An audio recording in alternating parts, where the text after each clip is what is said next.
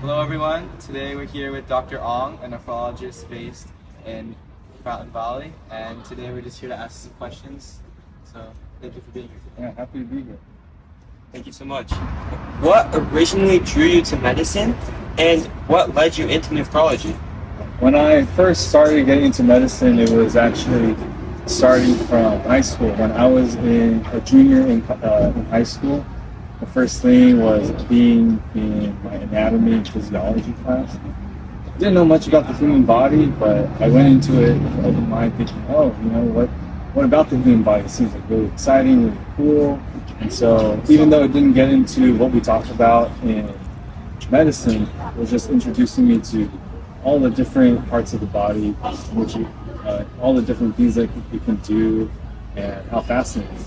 And that's kind of where it started, and then I went into biology when I went into college, and then the rest was pursuing medicine from that point on. Yeah, I think that's really cool. I think that's, I think a lot of people just kind of have that interest from that early age. I think it's really cool.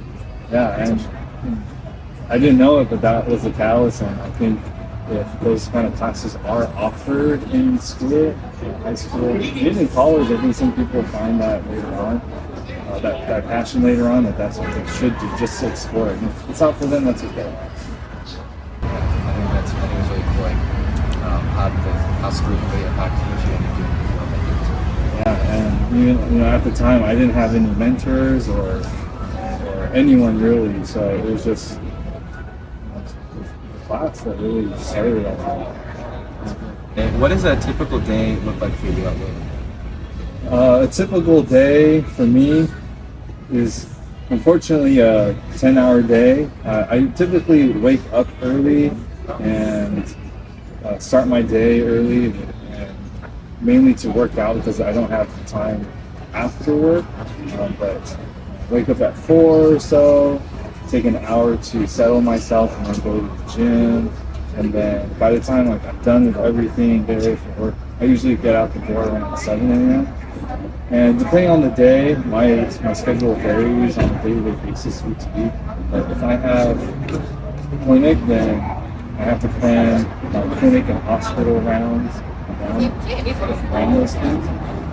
If I don't have clinic, then I use that free time to be able to plan out when I do dialysis rounds in addition to hospital rounds. And so on a day-to-day basis, it's some combination of those three things. I have one question for you. Yes. Which days do you like more, the clinical days, or do you like the other days where you don't have clinic? Personally, I like the days where I don't have clinic. I only say that just because I have a little bit more free time and I have a little bit more room to do my hospital rounds and take my time with my dialysis patients. When I have clinic, just to be cognizant of other people's time, that's when we have to be somewhere and be respectful of other people's time. I can do that, and I like to do that. It's just that it puts a little pressure on me to be like, okay, I really have to finish. I really have to be done with whatever I was doing, get to my destination on time. And with all the driving that we have to do, sometimes it can be a little hard to plan appropriately, but I make it work. That's I think that like balance of days is really essential in practice. But could you share a patient experience that stayed with you or shaped how you practice? When I think of this question, I do have a lot.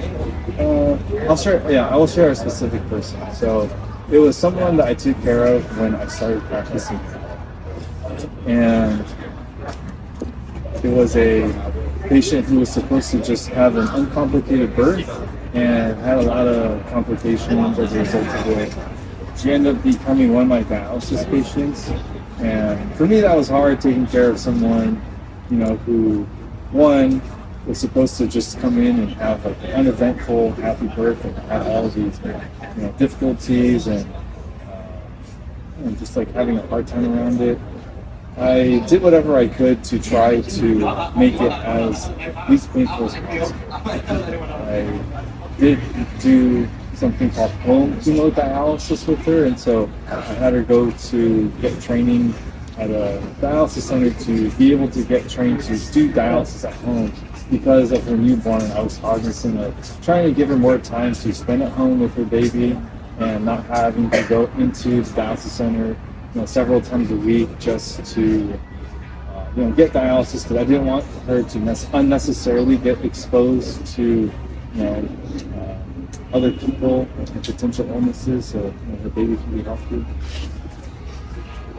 Luckily, as a result of everything that happened, she did have some recovery where she did get off of dialysis.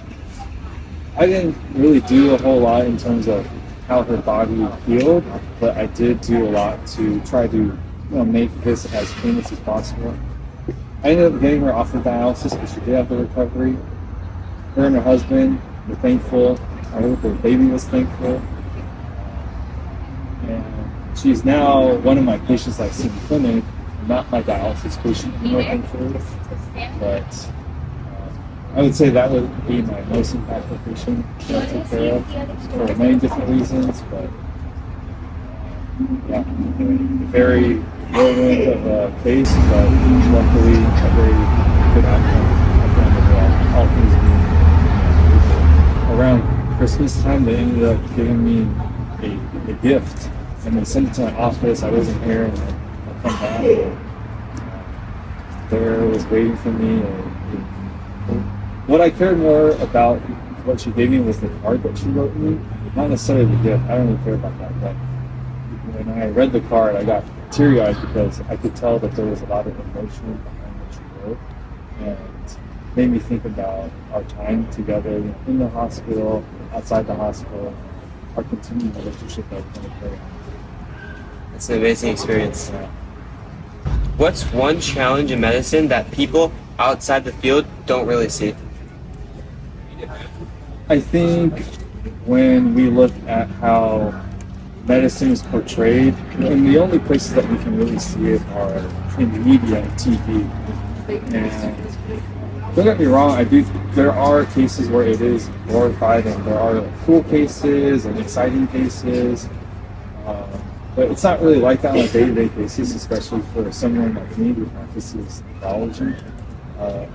But outside of the glorification of medicine, the perception of how people think of doctors, I think, is very skewed. And I say that because they do think that we make a lot of money. And I would say from comparing us to average everyday people, we do make more money.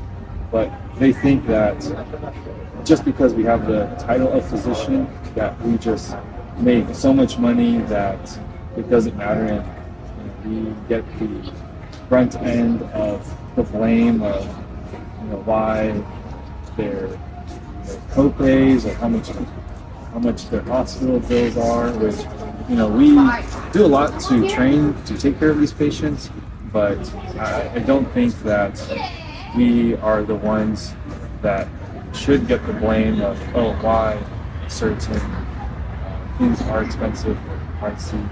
We do a lot to get to the point of where we are. Went to school, we did residency, I did fellowship, and we do all this because we want to help the people that we take care of. And we do spend a lot of time in education and in training, so that way when we do take care of patients outside of the training environment, that we are well equipped and well educated to be able to take the knowledge that we learn to apply that and take care of them very appropriately. I think I just want to point out that you highlighted the importance of the training. I think I completely agree that not many people notice how much training you have to go through and how much hard work you really have to put in to earn that title of physician and be able to do all the amazing things you guys do. So I think it's really cool how all that hard work ends up allowing you to do a really honorable thing. Yeah, I think for me, just so you all know, in the end, I do think that it is worth it. I get a lot of gratification out of my work and what I do. I go to work not feeling like it's a drag.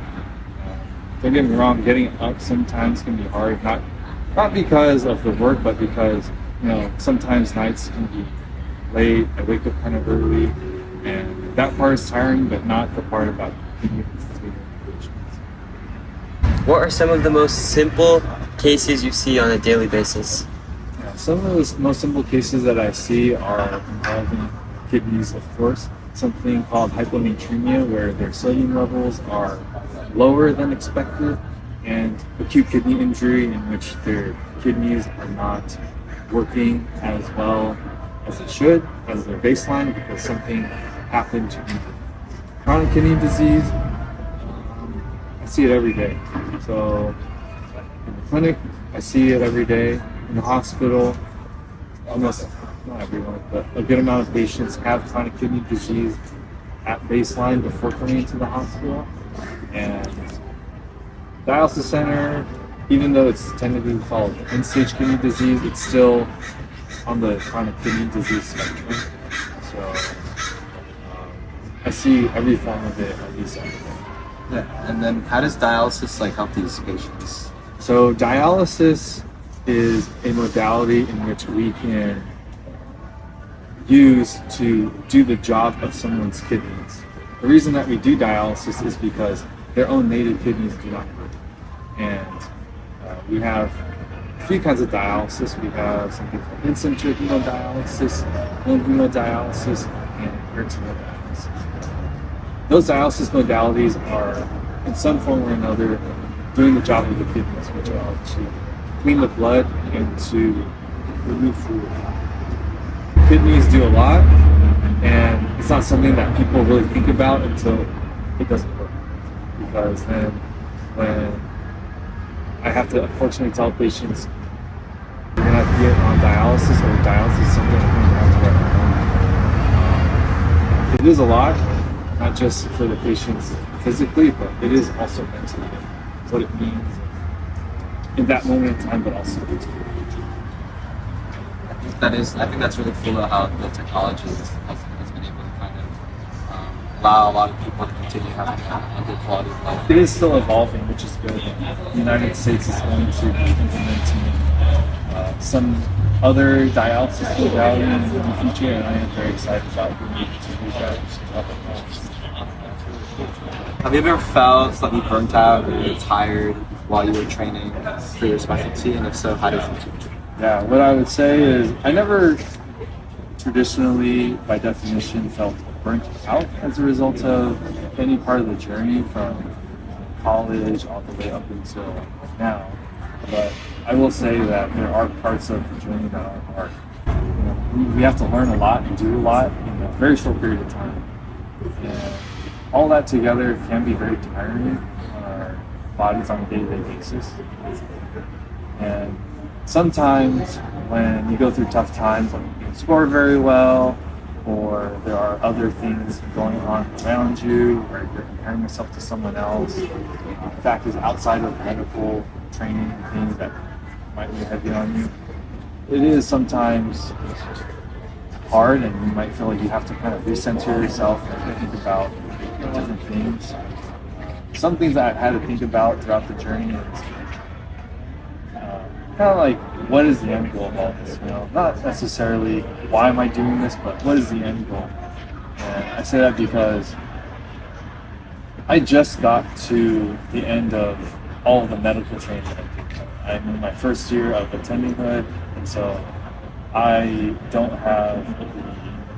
haven't had real time to really just experience what it's like to be in attending for very long. I've always been under someone at some point up until when I started my job in September, and it does feel very good to be at the end. It's something that I'm incredibly thankful for. There's no way that, despite how I feel now, which is really good, will I forget about the journey that it took to get to this point. And I think the self-reflection that I've done, I told myself, when I asked myself before, what is the end goal? And then I self-reflect now that this is the end goal. Even though I didn't have the answer of what it felt like when I was younger, I remember the question at this moment, and I'm able to answer. This is what it says. These are the the patients that I get to help. This is what it does for my mental well-being, my satisfaction, the gratification I get out of it. These are the things that I get to do. Well, thank you so much, Dr. Ung, for coming. Thank you so much. We really appreciate it. Yeah, thank you for having me. Look forward to being able to help out wherever I can. Hey everyone, thank you for watching our video. For more information, check out the link in the description at healinghandsmentorship.org. Click the link down below for our student interest form, or click here for more videos.